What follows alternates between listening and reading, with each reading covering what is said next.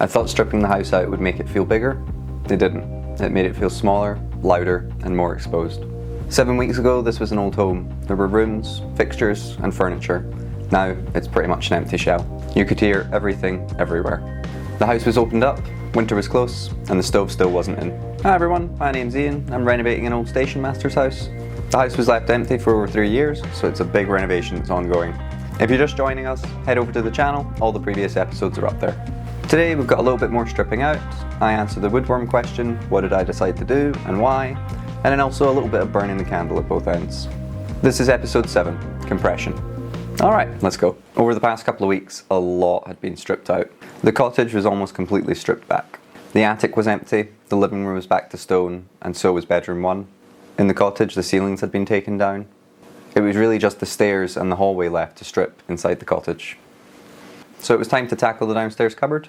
My mum and Gavin came round to lend a hand. It was pretty well put together and it was not easy to get down. When we started to smash the cupboard apart, we actually found the names of the people who had done the previous renovation just signed on the back of the plasterboard. This was all the people that owned the house and did the previous renovation. It was really touching to see. We weren't just getting a whole load of tradesmen in to just smash the place up and fix it, and neither had the previous owners. When I saw the names signed on the back of the plasterboard, honestly, it kind of felt like a baton was getting reached out and handed to me. Along with the cupboard coming down, I took apart the hallway and then all the stairs as well, just taking off all the plasterboard and just smashing that apart. I was pretty surprised at how strong the plasterboard was. Gypsum plasterboard is actually pretty sturdy, and those little silver nails, they really held on to it well. Once the stairs and underneath the stairs had been opened up, all the plasterboard was away, it was just a lot nicer. All the light was shining through from the conservatory and just piercing through the timbers. Once it was all stripped back, I was able to see the stairs, how they were put together and where they were actually sitting, what was holding them up. I wasn't really confident enough to take this timber wall down, as it was kind of holding the stairs up, and then also I would be left with a big gouge trench in the floor that was just something I wasn't ready to fix yet. I had countless arguments about taking this little timber wall down. I knew that it was kind of holding the stairs up, so I just wanted to get it checked, signed off, and then obviously when it came down I'd need to repair the floor at the same time. A few of my family were convinced that we could just screw some timbers into the joists, move the weight of the stairs onto those timbers, and then just take the whole wall away. Nope, not a chance. I knew I would be waiting months for the structural changes to get checked and then signed off, so I wasn't in a hurry. After the hall and stairs had been stripped back and the cupboard been taken down, there really wasn't much left to strip in the main cottage. There was just a few bits of plasterboard and then a timber wall on the living room side that I was able to take away. Taking away that cupboard really changed the flow and the feel of the downstairs. 3 rooms became 1. It felt satisfying that it was open, but it also felt quite vulnerable. With everything I removed, the house felt more honest, but it also felt less forgiving. The house felt exposed.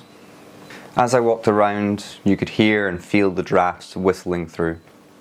The attic was bare. The light shining from downstairs and through the attic windows cast shadows all across the room. When you were standing in the attic in the late afternoon, you could feel the temperature change. You could feel the creeping in of the cold. You could hear everything. Drop a pin in the attic and you would hear it fall and hit the floor downstairs. As you walked down the stairs, you could see everything from the corner of your eye into all 4 rooms of the house. I could stand on the stairs and look at every corner of the cottage. What was once separate, contained spaces were now open and cohesive. Standing in the hall between 2 rooms, now 1. There was no separation, there was no insulation, and there was no warmth. There was nowhere the house could hide from me, and there was nowhere I could hide from the house. Spent a lot of time just walking around the house, just standing in different rooms, placing my hand on the timbers, placing my hand on the walls. I could feel the cold on my hand when I touched the stone, and when I pulled it away, the dusty face just crumbled to nothing. As I looked around the cold, damp shell of a house, I felt skeptically hopeful. Doubt is a very elusive feeling. It felt less like a house and more like a shell.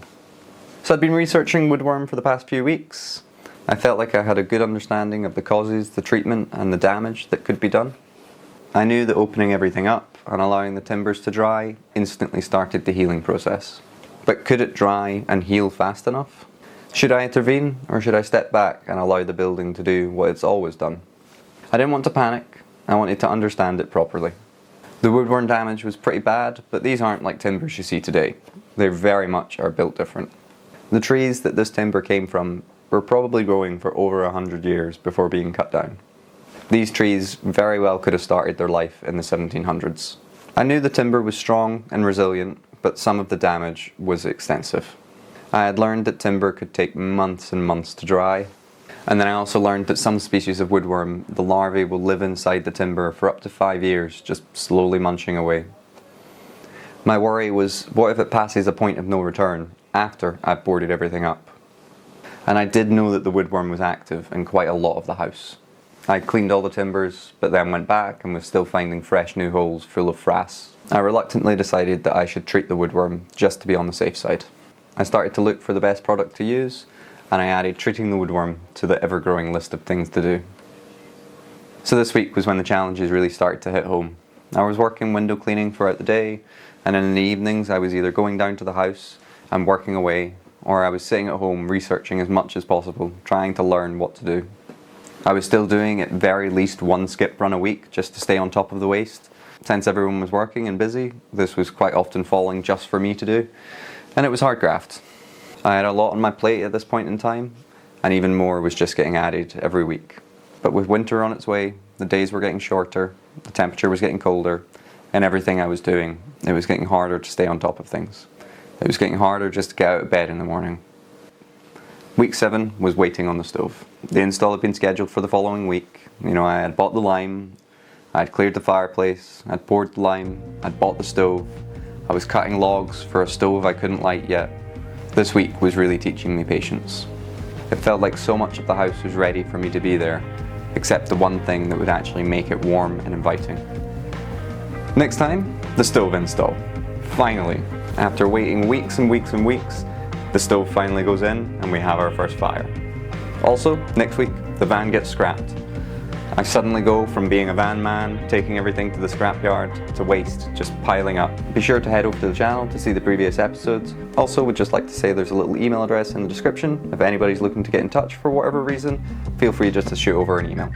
Alright, thank you so much for watching, and I'll catch you in the next one.